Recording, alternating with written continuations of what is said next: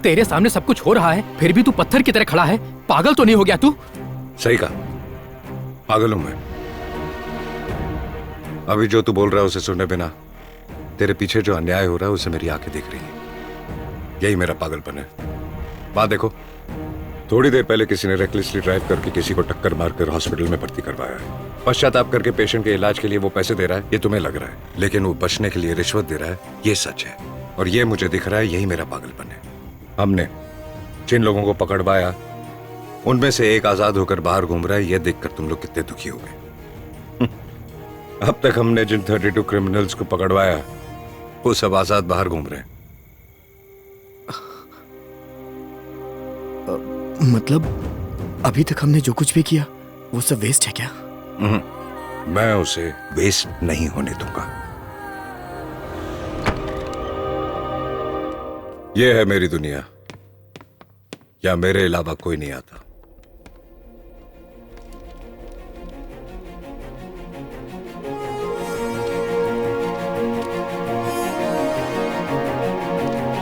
अपने दुश्मन के बारे में बताओ, मैं तुम्हारे बारे में बता दूंगा। ये क्या है? ऐसा तो हम अपने दोस्तों के बारे में कहते हैं। यस, तुम्हारे दोस्त कौन है पता हो तो तुम्हारा कैरेक्टर पता चलता है। तुम्हारे दुश्मन कौन हो पता हो तो तुम्हारी कैपेसिटी पता चलती है।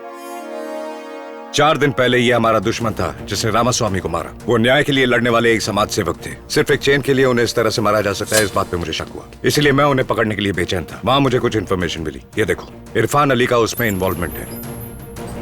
हम उस चेन स्नैचर को जितनी बार अंदर करवा दें उतनी बार वो बाहर आ जाएगा। अपने होम मिनिस्टर के साथ इरफान अली ने सिटी के बाहर एक जमीन पे कब्जा करके बड़े लेवल पे कंस्ट्रक्शन प्लान किया है। वो जमीन गरीबों को वापस दिलवाने वाला इंसान रामास्वामी थे, इसीलिए उन्हें मार डाला।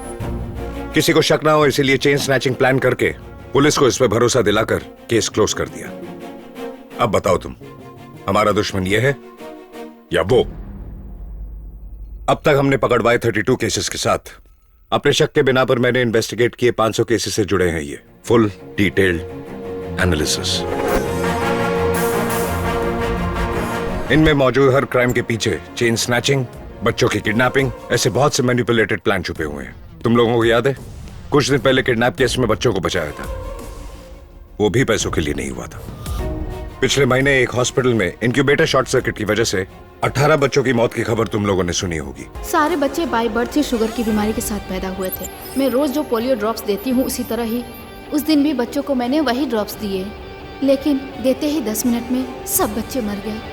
घबराकर जब मैनेजमेंट को ये बात बताने गई तो उन्होंने मुझे धमका दिया, अगर ये बात बाहर आई तो हॉस्पिटल का नाम खराब होगा, इसलिए मेरा मुंह बंद करवाया था। उन्होंने नर्स को पोलियो ड्रॉप्स नहीं दी थी, एक मेडिसिन दी थी जिसकी टेस्टिंग भी नहीं हुई थी। सिर्फ उसकी वजह से 18 मासूम बच्चों की जानें चली गई।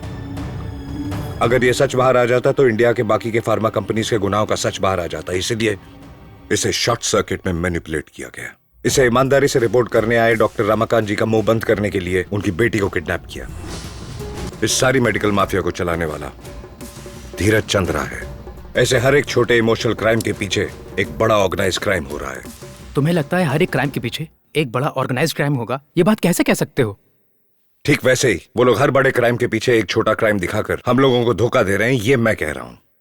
ऐसे अपराध और जुर्मों पर रिसर्च मैंने आज नहीं शुरू की, जब मैं 15 साल का था तब से कर रहा हूं। सभी खबरों की लाइंस पढ़ते हैं, जो लिखा है उसे सच मानते हैं, but I started reading in between the lines. एक दिन जब मैं न्यूज़पेपर पढ़ रहा था तो समझ में आया कि दूसरे पेज और छठे पेज में कुछ तो लिंक है। दूसरे पेज पर लॉरी स्ट्राइकर का अनाउंसमेंट आता है और छठे पेज पर एक्सीडेंट बढ़ने की खबर आती है। एक पेज पर पार्टी को कोई फंड देता है और दूसरे पेज पर उसके कोई करीबी इंसान को जेल से छूटने की खबर। एक पेज पर सोने के दाम बढ़ने की खबर होती है तो दूसरे पेज में अक्षय तृतीया के 2 दिन एक्सटेंड होने की खबर आती है। एक पेज में फॉरेन कॉफी ब्रांड इंडिया में लॉन्च हो रही होती है तो दूसरे पेज पर कॉफी हार्ट के लिए अच्छी होती है, ऐसी खबर होती है। एक्चुअली हम बिजनेस न्यूज पर ध्यान नहीं देते, लेकिन सिर्फ वही बिजनेस पेज ही पेपर में बाकी खबरों को डिसाइड करती है। कुछ व्यापारी जो अपने फायदे के लिए खबरें छपवाते हैं, हम उसे ब्लाइंडली फॉलो करते हैं। हमें कौन सा पानी पीना है, कौन सी मेडिसिन लेनी है, क्या पढ़ाई करनी है, ये सिर्फ एक बिजनेसमैन ही डिसाइड करता है। जनता की किस्मत लिखने वाला एक राजनीतिक नेता हो सकता है, लेकिन उस राजनीतिक नेता की किस्मत लिखने वाला होता है एक बिजनेसमैन। ये जो सारे 500 क्राइम्स हुए हैं वो सिर्फ व्यापार को फायदा पहुंचाने के लिए किए गए, और इन सब के पीछे सिर्फ 15 लोग हैं। ऐसे क्राइम्स में 500 लोग जो डायरेक्टली इन्वॉल्व है उन्हें पकड़ने के लिए 5000 पुलिस वाले हैं, लेकिन इन 15 को पकड़ने के लिए कोई भी नहीं। मेरा एक इंपॉर्टेंट गोल है, इन 15 क्रिमिनल्स में से जो सबसे ज्यादा क्राइम कर रहा है उसे पकड़ना। अगर वो हाथ लग गया तो सैकड़ों क्रिमिनल्स खत्म हो जाएंगे। हाथ उसी क्रिमिनल पे डालना है और उसे ही मैं अपना दुश्मन बना लूंगा। अगले 10 दिन बाद हमारी पोस्टिंग होगी, उससे पहले मुझे अपने दुश्मन को डिसाइड करना है। बट दुश्मनों को सेलेक्ट कैसे करें? यही है वो 15 लोग। इन सब ने जुर्म को सफाई से करके आसानी से बचने के रास्ते बना रखे हैं और इनमें से मेन है ये तीनों। 80% क्राइम्स की वजह यही तीनों है। धीरज चंद्रा, फार्मा मेडिकल क्राइम्स में इसी की मोनोपोली है। स्टेट में कौन सा डॉक्टर कौन सी मेडिसिन लिखेगा यही डिसाइड करता है। जयंत सूरी, इलीगल खुदाई करके नेचुरल रिसोर्सेज को इस्तेमाल करके जो लाखों करोड़ों गवर्नमेंट को मिलने चाहिए उन्हें ये खुद खा रहा है। इरफान अली, ये सिटी में क्रिमिनल सप्लाई करता है। इसके अलावा जमीन कब्जा, मर्डर, लूटपाट, ये सारे इसके अंडर में आते हैं। इन तीनों में कौन सबसे ज्यादा क्राइम रेट पर है उसका अंत हो सकता है, ये मैं प्रूव कर दूंगा। Super super awesome awesome. कमाल। कल पोस्टिंग के बाद हम सब अलग अलग जगहों पर चले जाएंगे, लेकिन जिंदगी में कभी भी तुम्हें हमारी जरूरत पड़े बस एक कॉल करना, हम हाजिर हो जाएंगे। तो फिर तो टारगेट का फिक्स कर रहा है। ये जयंत सूरी अपने ग्रेनाइट क्वारी में होने वाले इंस्पेक्शन को रोकने के लिए संसाधन मंत्री से मिलने वाला है। उस बारे में सारी डिटेल्स पता लगाने के बाद ही मैं डिसाइड करूंगा।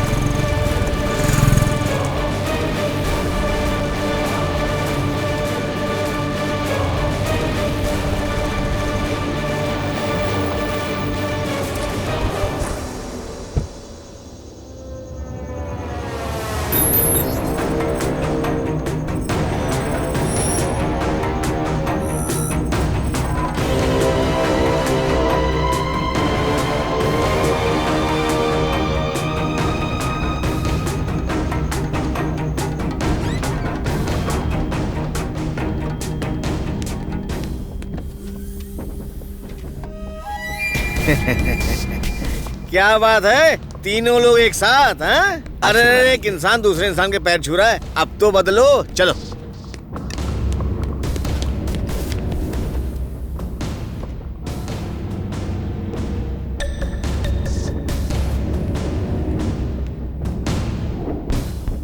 सर ने तो अभी मिलने के लिए टाइम दिया है।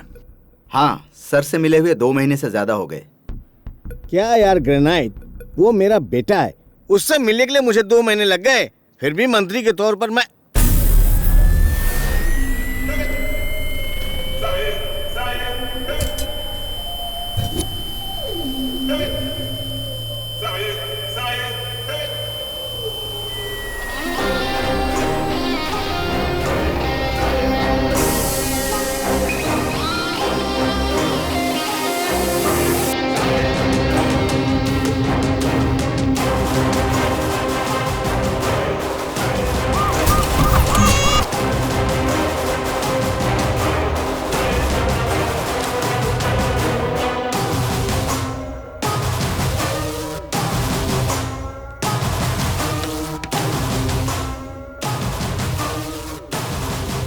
Hello sir. हाय सर नमस्ते।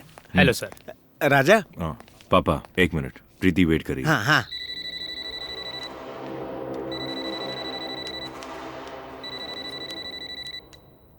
Hello. Hello Preeti. Hey darling. पापा और कुछ लोग आए, लेट हो जाएगा शायद, तुम डिनर कर लेना। Oh no, I have been waiting for you. Okay ठीक है, अंकल को देना। बोलो बेटी प्रीति। क्या अंकल, डिनर टाइम पे क्या मीटिंग्स, घर ही आ जाते हैं ना। ठीक है बेटा, मीटिंग से खाना इम्पोर्टेंट है ना, भेज रहा हूँ। राजा।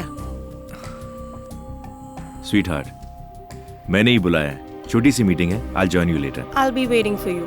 बाय। Love you.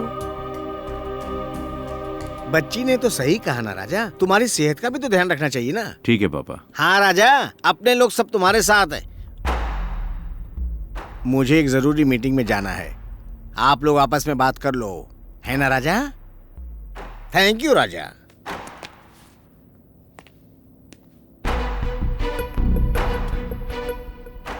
2 महीनों से लैब में ही थे। There is a reason for that. आप तक पहुंचे बिना ही सारी काम खत्म करना चाहते थे, लेकिन नहीं कर सके। एंजेलिना किसी भी हाल में इंडिया आना चाहती है। बहुत समझाने पर भी कन्विंस नहीं हो रही। वो मैं देख लूंगा। सर, वो रामास्वामी का मैटर काशी पुलिस के हाथ लग गया है। प्रॉब्लम हो गई सर। वही मामला लैब में क्लियर करके आ रहा हूँ। 3 अक्टूबर बहुत इंपॉर्टेंट है, तैयार रहना। एटलीस्ट तब तक तुम लोग कोई नई परेशानियां खड़ी मत होने देना। धीरज, come with me.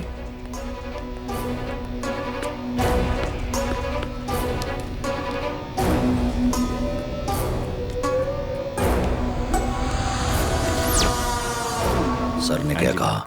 October 3 plan के हिसाब से चलने को कहा है। प्लान के पूरा होने तक सावधान रहने को कहा है।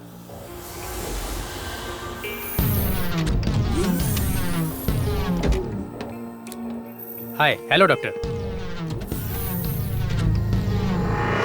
Padma Shri Siddharth Abhimanyu, man of chemical mania. We honor Padma Shri Siddharth Abhimanyu. Siddharth Abhimanyu को पद्म श्री अवार्ड से सम्मानित किया जाता है। We honor Padma Shri Siddharth Abhimanyu.